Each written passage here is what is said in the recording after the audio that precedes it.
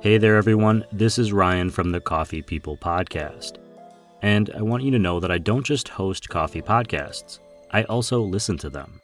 One of our recent guests, James Harper, is the host of Filter Stories. I originally reached out to James because his show is one of my favorite podcasts to listen to. On Filter Stories, James does deep documentary-style dives into things like the history of or the science of coffee from an outsider's perspective. I'm not a science guy, but when James starts a new episode of Filter Stories by heading down the rabbit hole to explore how our perception of smell or taste can be changed by the environment or even the music we're listening to while we drink a cup of coffee, I'm enthralled. I've shared the links to Filter Stories in our podcast notes, but you can also search for Filter Stories on Apple or Spotify. You'll find the show there too. And I hope you listen, because you'll come away not just learning facts, but with an awareness of how you experience coffee. And because you can never listen to enough coffee podcasts, check out Filter Stories on your favorite podcast platform. Before we get started on the show today, I want to shout out the presenting sponsor, Roastery Coffee Packaging. We couldn't do this without them. You can find Roastery online at roastery.com. A special shout out to all of you who support this podcast by buying us a cup of coffee, reading our newsletter, and listening to the show. And a special thanks to Christy at Drip Through Coffee. We really appreciate your support. And now, on to the show.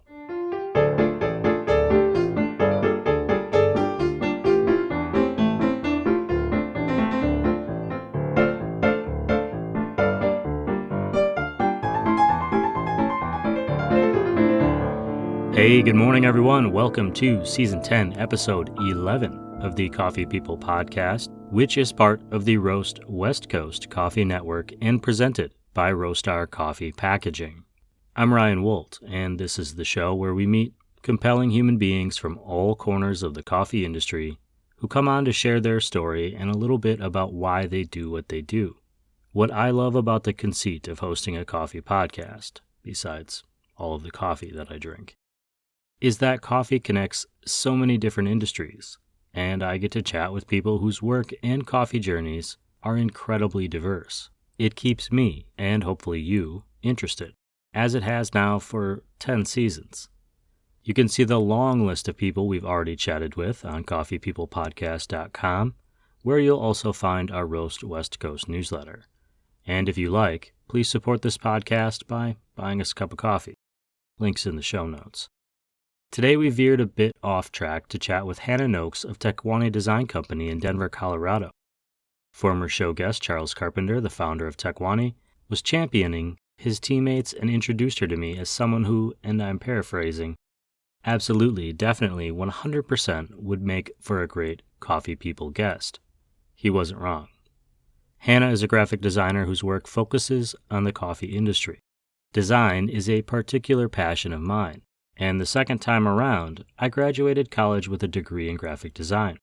It didn't take for me in the same way it has for Hannah, and today we get a chance to ask her about her coffee journey and what it takes for packaging to stand out on the shelf. We should get started. I have a lot of good coffee to keep me company, and I hope you do too. I'm actually drinking a Maria Coffee Nicaragua Pacamara right now. Shout out to Joe from Cape Horn Green Coffee Importers, who dropped us off at the house last week. And since my mug is full, I'm ready to settle in, as I hope you are, to another Coffee People Podcast chat. This one with Hannah Noakes, graphic designer at Tekwani Design Co in Denver, Colorado.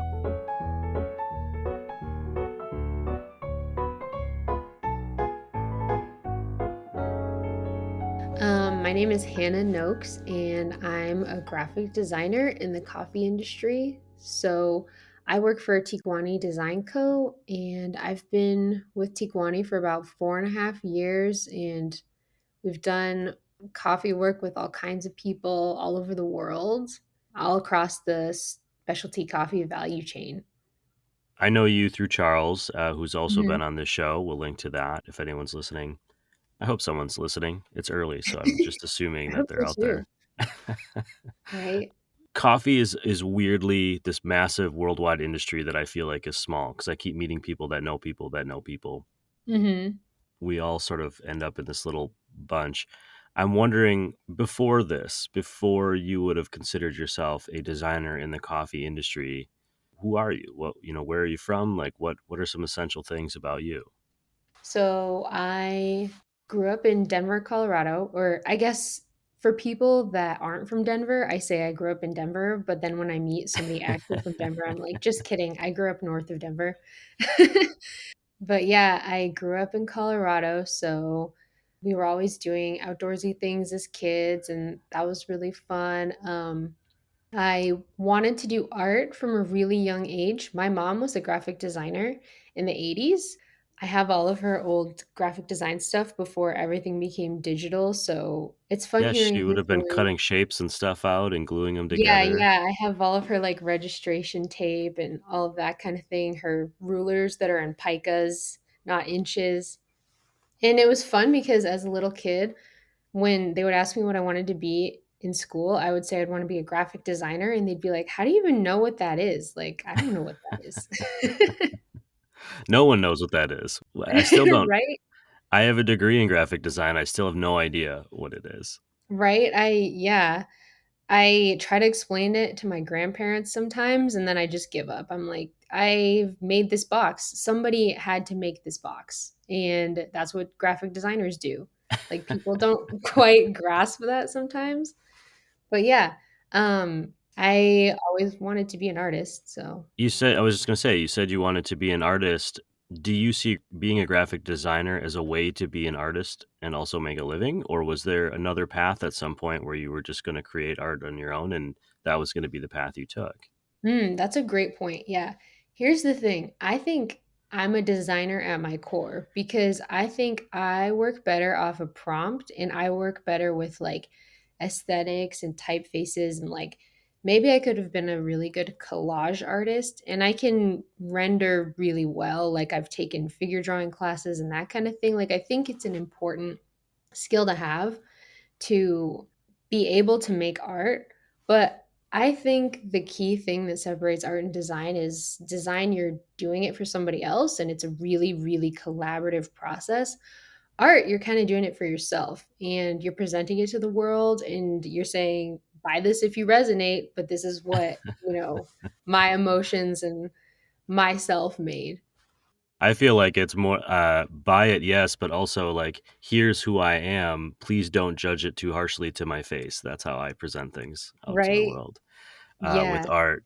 With design, are you able to separate yourself from the art? Because, and I'm kind of going right off topic today because I love this kind of line of thinking. But Hmm. when you are working on graphic design, you mentioned a box. Let's say you're designing a coffee package, and boxes are kind of the hot thing right now, or at Hmm. least that's what I've noticed.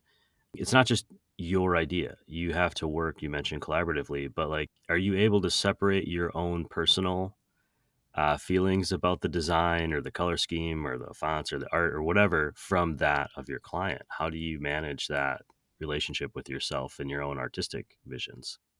Yeah, I think to a certain point, that's what makes a really good designer because if you are always super strict on this has to look like the way I'm envisioning it in my head and nobody else's conversation can play into the mix, you're gonna be really hard to work with. Like, Oh, that was my problem.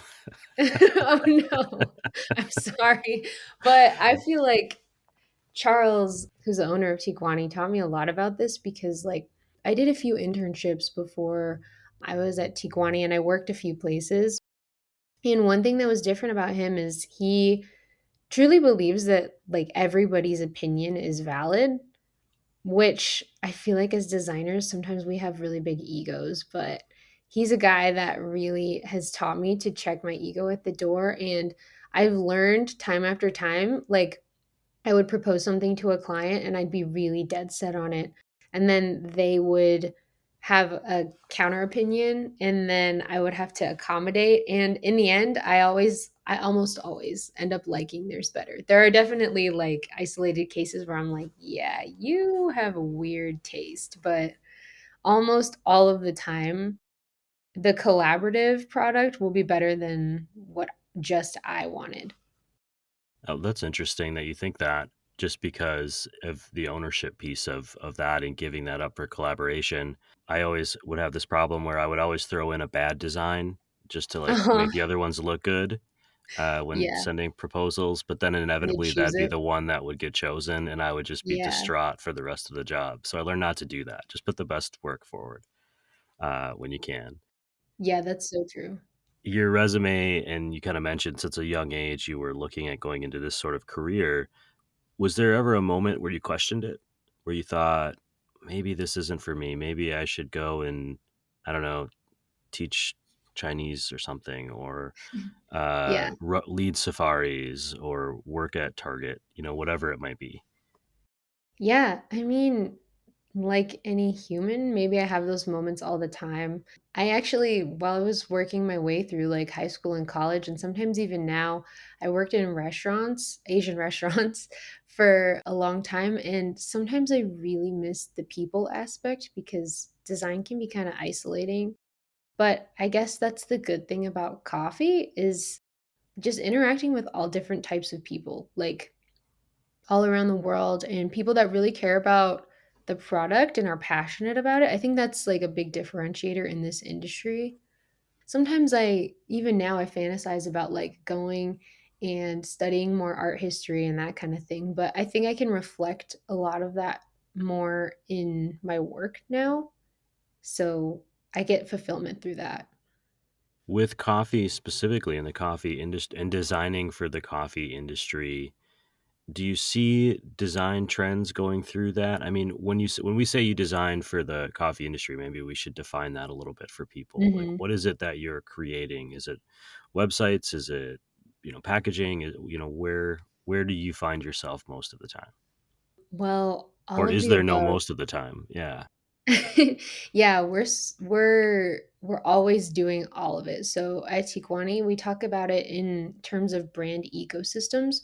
So typically we'll start with the logo design and all of the pieces that surround that and tell the story around your brand, your personal brand, how you want to portray yourself to the world.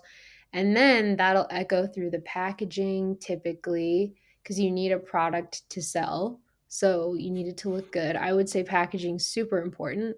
And then website and sometimes social media. My favorite part is the branding and the packaging though.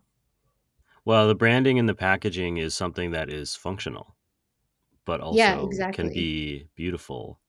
I have to ask you this. My wife I told her I was interviewing someone in design today, so she said I Mhm. had to ask this. Do you have a place in your home where you keep good boxes? Oh, for sure. I have a bookshelf upstairs and it's like getting a little insane because it's covered in other people's packaging.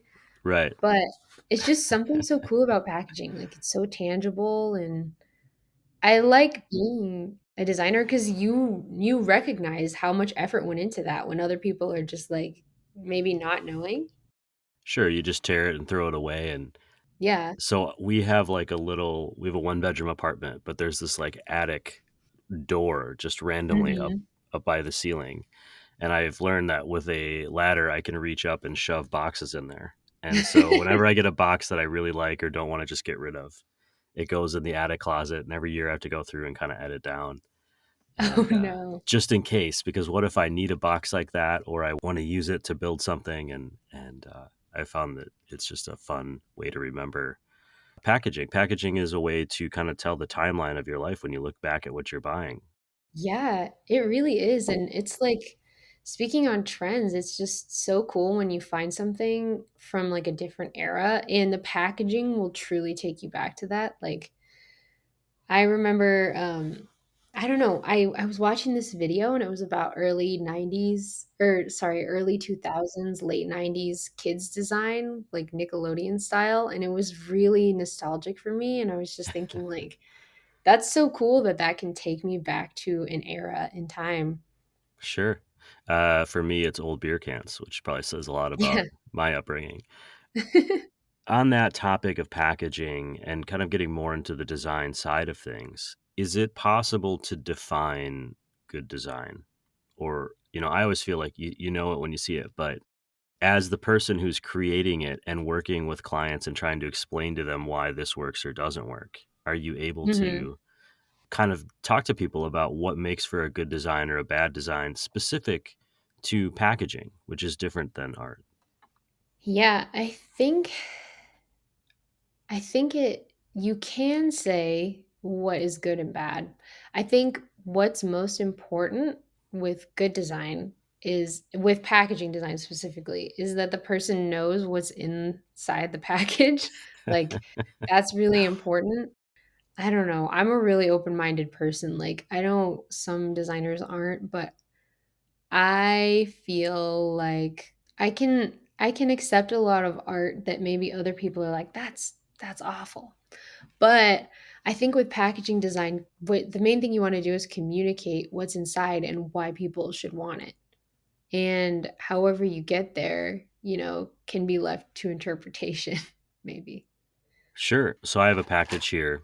I really wanted to just privately show you the coffee Yeah. packages on my shelf and ask if you thought what you thought of them. But Okay. I was looking at this morning as I was trying to open my eyes and thinking to myself that the color scheme of this package, which is a blend of pinks and purples and blues, it made me it I know this company and it feels like that company's vibe. It's a late night swimming Right. pool. It's you know, uh, a Ryan Gosling movie where he's probably the cool guy or something. I kind of know who they are from this package, Yeah. but also because of my experience with that company, they work together to represent.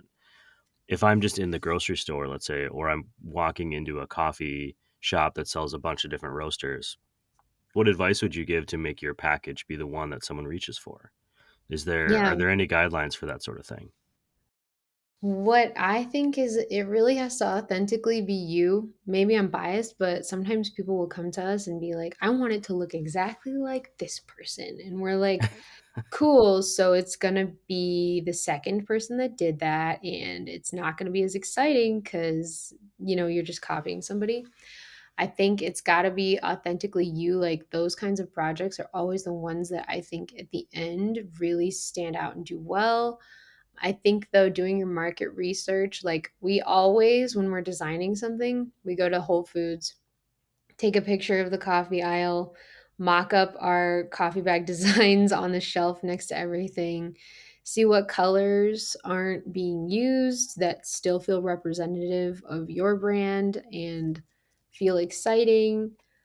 Yeah, just make sure it really reflects your values and communicates them as well because I think in specialty coffee, like I mean, these are people that aren't just going out and buying Folgers or Starbucks. Like they're gonna check out your mission probably and check out your packaging and how that reflects your mission, whether it's like through sustainability or it has a commitment to do better in the industry on there.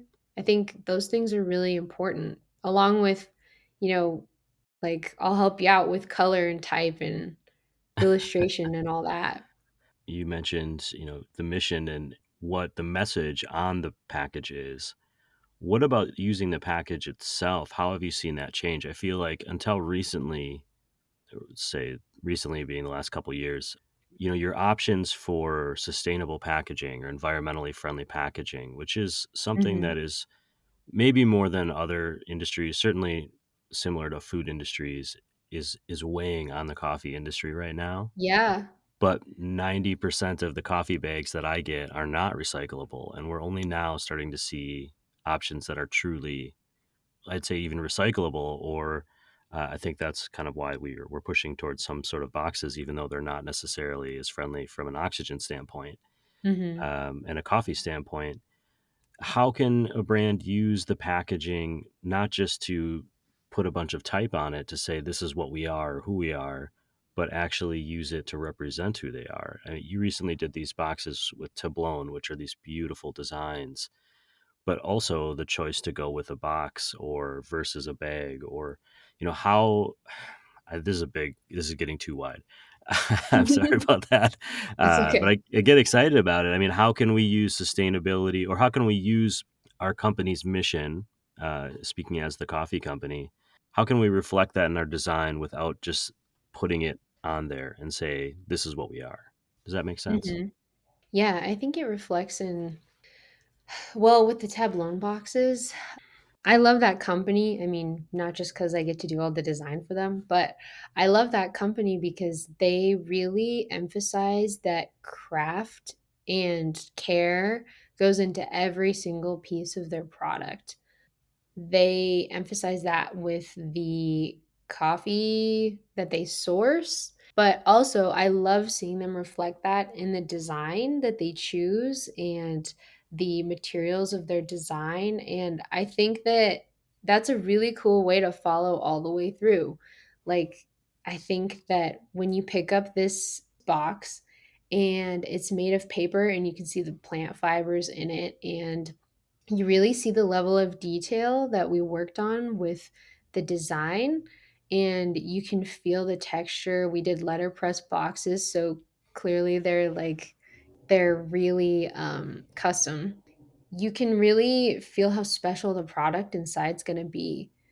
We didn't really put a lot on the box about a commitment to like sustainability. Like, you can go to their website and read about all that, but working with them, they really care about sourcing the right products. And I think that's a great way through your packaging to show that you're doing the right thing on the other end as well, like inside of the box.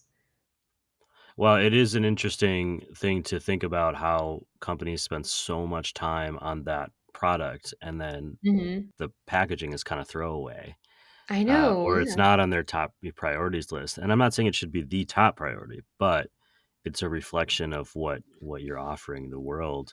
When you meet a new client, how does that relationship go? What are the things you would ask a new client to say, hey, to get an idea of who they are?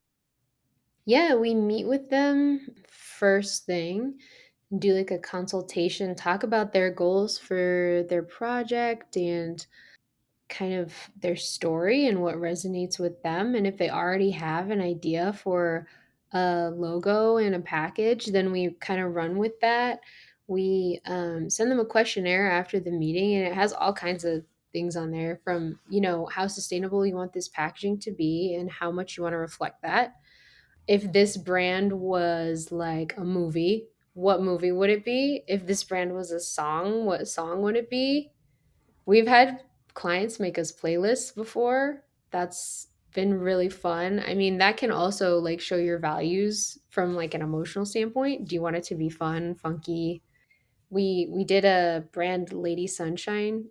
There's this lady in Massachusetts that has a yellow Volkswagen van, and she built like a whole coffee shop inside of it, and she drives it around Massachusetts, like going to different events. And her theme song when we were designing her brand was Lovely Day, and we listen to that all the time designing it, and I feel like the final logo really looks like it. It's a little bit vintage, it's cute, it's got the yellows and the purples and all of those colors in there, so I think that I'm hearing that the inspiration for the final product doesn't just come from one conversation.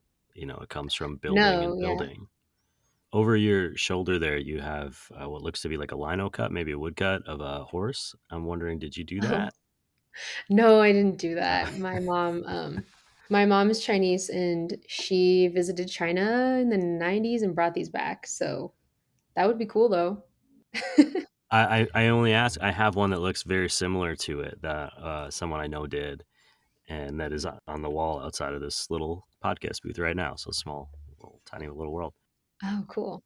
I'm wondering about you can't always like everything that you're working on from a design standpoint, I would imagine, Mm, yeah. unless you're just like an amazingly positive person who finds that. I'm not that person.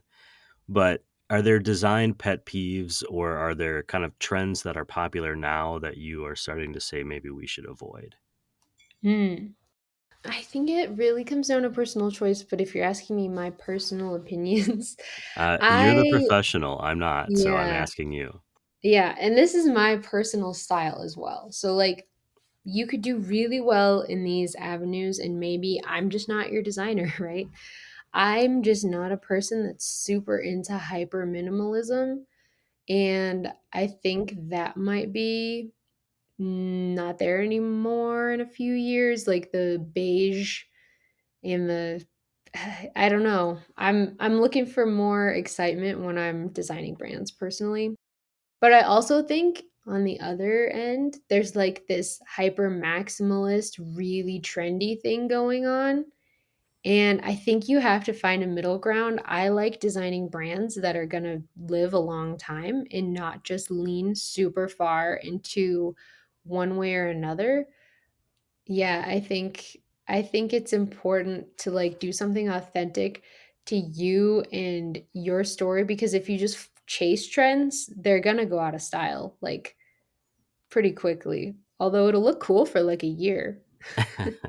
Well, and if you're willing to keep adjusting, maybe that becomes your brand, is you're the one that's always on that trend. But you've been designing for a while now. I mean, I Google searched you and found your LinkedIn and kind of was like, oh, Mhm. design, design, design, design. If you were to look back at the designer you were kind of at the beginning of your career, what advice would you give that person? What would you say to them about, if you could know this now, know what you know now, then, what would you tell them? Yeah, I think when I was a real young designer, I definitely clung to my ideas much more. And then the hard thing when you're in design is when you design something and you feel like, yes, we ended up on such an awesome product. And then you release it out into the world. And then the person that you designed it for just like starts doing such crazy stuff with the brand. It's like, just trust me, I'm the designer. Like, I have a degree in this and I'm a professional.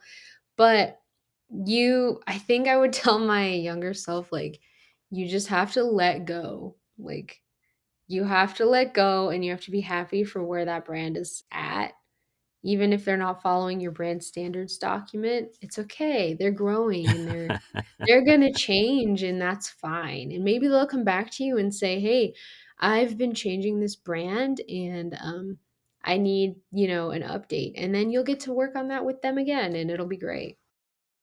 Just because I like to learn things, and I think the audience likes to learn things, could you describe what a brand, sorry, you just said it, brand management document Mhm. would be? Oh, yeah, brand standards. Brand standards, yeah, Yeah. sorry. So when we design your logo for you, after we, do all the rounds of revisions, we'll show you like some mock-ups and things along the way. Like, what would my brand look like on a mug? What would my brand look like on a business card? That kind of thing. So you can really start to envision it in the world. The brand standards document is once we've finalized all the colors and the fonts in the mark, we make this long PDF for you.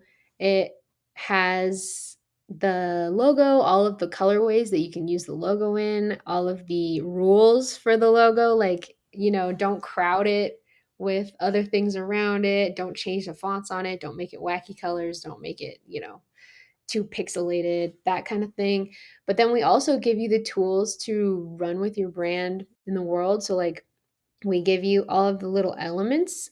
We like designing brand ecosystems. So to me, that means you don't usually just get your one logo. We will make you like a stacked version. We'll make you one without a tagline, one with a tagline. Sometimes there will be accompanying logos if you're into that.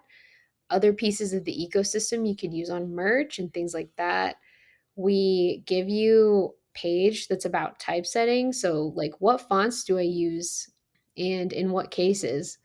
So we don't just like send you all the logo assets and go, good luck, have fun with your brand. We like to give you the tools to succeed with the brand as well. Sure, it's like a little Bible of this is how this brand Yeah. should be represented. And not just because that's what we did and we're telling you, but because it's how your brand is best represented out in the world. Sometimes when Right. I work with bigger companies, I'll get, and if I'm going to use their logo on something, they'll send me a little list of like, hey, you can't use the logo this way, or you can't just change it. You have to talk to us before you do. Hmm. What did we miss today? What is it? What is something about you that you want people to know, or about your design career, or about designing in coffee in general? Pretty wide. Yeah, broad question. Yeah, Um, I'm only kind of good at this.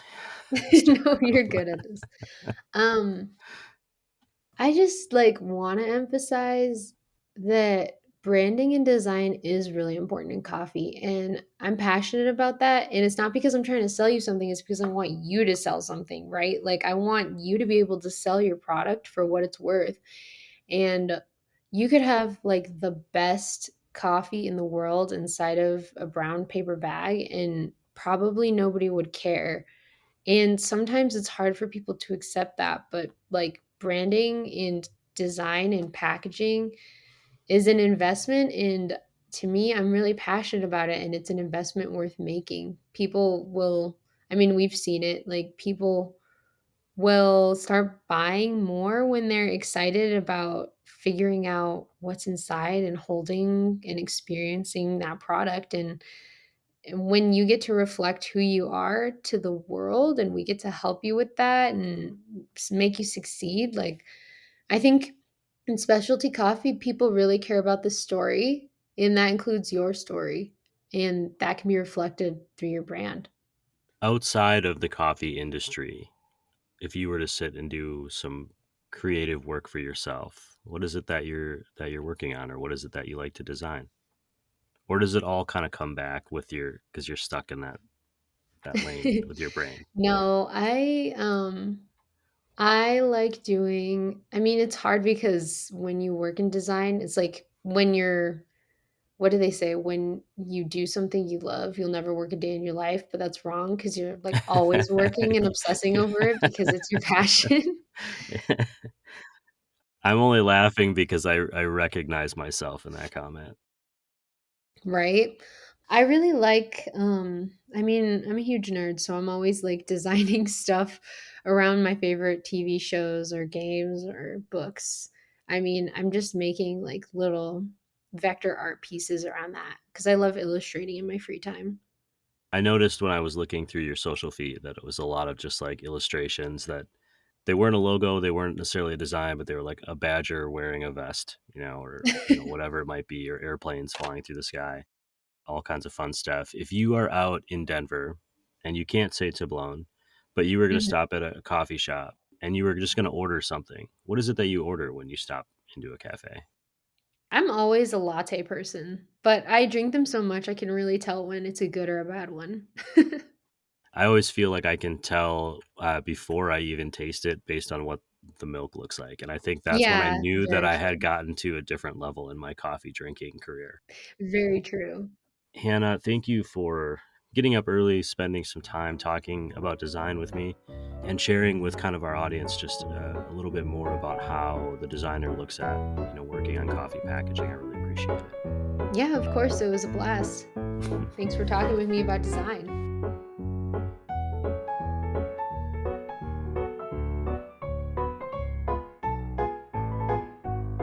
Okay, some key takeaways from the podcast.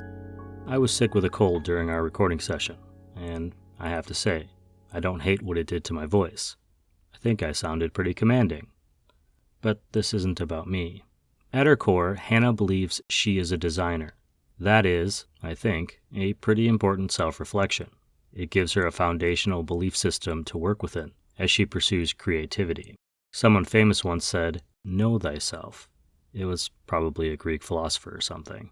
They were always saying things like that and carving them into stones and such. Design is important. That box you pick up at the store, someone had to design that. Even the Amazon boxes, simple, brown with the arrow swath along the side and the blue tape, those were choices that some designer made, probably with too much oversight from a corporate overlord. But still, someone had to sit at a computer, design the mark, and determine where it should be located, how big it should be, and so on. Thankfully, Hannah gets to infuse her work with a lot more creativity. Good and bad design is a bit subjective. As I listened back to our chat while editing, I came to the conclusion that good packaging design is effective in achieving the desired result, even when the visual may not match with the viewer's personal style. Good packaging will convey what the product is, the right emotion to inspire a purchase, and will represent a brand when they are not there to tell their own story. According to Hannah, you want your designs to be authentically you, not just a copy of something else you like. You can use your coffee packaging to show the customers your mission, not just tell them.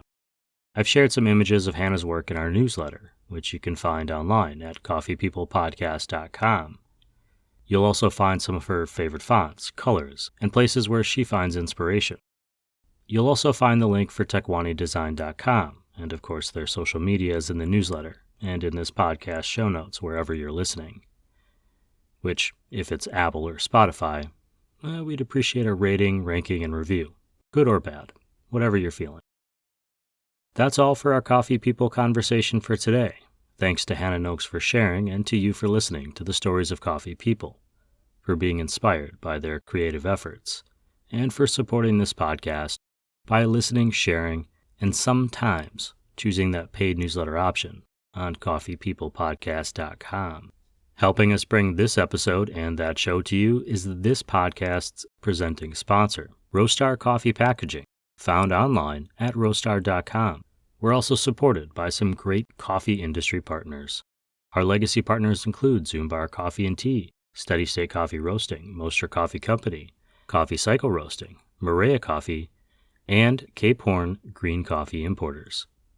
A special thank you to Alden at Crossings Coffee and the Hales Brothers, at Hosea Coffee Source, who've been supporting our Coffee Smarter efforts, and a toast to our full city partners, Ignite Coffee Company, Ascend Coffee Roasters, Civets Roasting Machines, Me and My Uncle Coffee, Craft 42 Roasters, and Cozy Canine Coffee. That's all for today. Only one more episode to go in Season 10. We'll see you next week with our season finale featuring guest Kat Melheim of Black and White Coffee Roasters and the founder of the Coffee People Zine. This show, the Coffee People Podcast, is part of the Roast West Coast Coffee Network. This episode has been written, produced, and recorded by me, Ryan Woldt. I hope this episode has found you happy, healthy, and with at least a thread of sanity left, enabling you to make it through the day. Always tip your baristas, and be sure to drink good coffee.